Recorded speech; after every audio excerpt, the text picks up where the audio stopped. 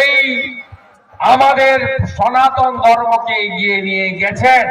এই কাজটা আপনাদের প্রত্যেককে করতে হবে এবং গীতাটাকে পড়তে হবে। গীতার একটা লাইন আছে, ধর্ম রক্ষতি রক্ষিত। কিছু পাওয়ার আনন্দ আছে, অনেক কিছু না পাওয়ার অভিমান আছে, কিন্তু নিজের ধর্মের সঙ্গে কখনো সমঝোতা করবেন না।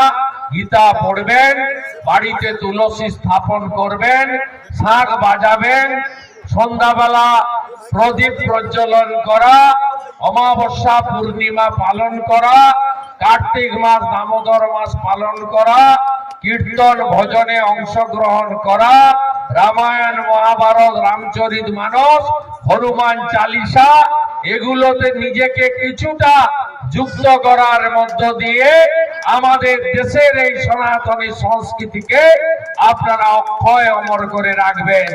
আজকের পবিত্র দিনে এটাই আপনাদের কাছে প্রার্থনা করব। সাথে সাথে পশ্চিম বাংলায় আমি এটা রাজনীতির কথা বলছি না, যারা হিন্দুদের বিরোধিতা করে, যারা হিন্দুদের আমরা ধ্বজ নিয়ে ঘুরলে বলে সাম্প্রদায়িক, এই শক্তি থেকে আপনারা দূরে থাকবেন। আপনাদের পরিতাপের সঙ্গে বিরোধী দল নেতা বলছে পৌষ সংক্রান্তির ছুটি নাই। পৌষ সংক্রান্তির রাজ্যে ছুটি হয় না। এই রাজ্যে সরস্বতী পুজোর একদিন ছুটি পাওয়া যায়, পরের দিন ছুটি হয় না।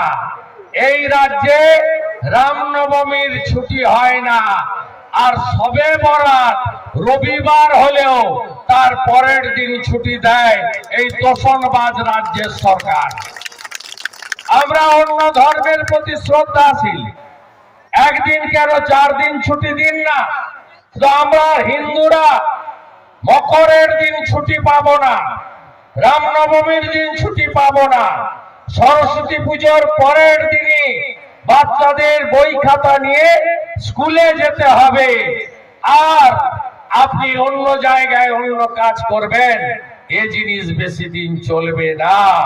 এই রাজ্য রাম রাজ্য হবে। রাম রাজ্য মানে মাথায় ছাদ, পেটে ভাত, হাতে কাজ, এটাই হলো রাম রাজ্য। সবাই ভালো থাকুন। গঙ্গা মাই কি, গঙ্গা মাই কি, গঙ্গা মাই কি, গো মাতা কি, গো মাতা কি, গো মাতা কি। জয় শ্রী রাম, জয় শ্রী রাম, জয় শ্রী রাম। জোর সে বলো, আরো জোরে সবাই মিলে বঙ্গোপসাগরের মাকে প্রণাম জানিয়ে, এই সাগর মাকে প্রণাম জানিয়ে আমরা বঙ্গোপসাগরের তীরে আজকের এই মকরের পবিত্র দিনে এখানে প্রসিদ্ধ মন্দিরে উপবিষ্ট হয়েছি। আগামী দিনে এই মন্দির সংস্কার করার জন্য বিধায়ক, পঞ্চায়েত সমিতির কর্মাধ্যক্ষরা, প্রধান, আমরা সবাই অঙ্গীকারবদ্ধ থাকলাম আপনাদের পাশে থাকার জন্য। সবাই খুব ভালো থাকবেন। ভারত মাতা কি, ভারত মাতা কি।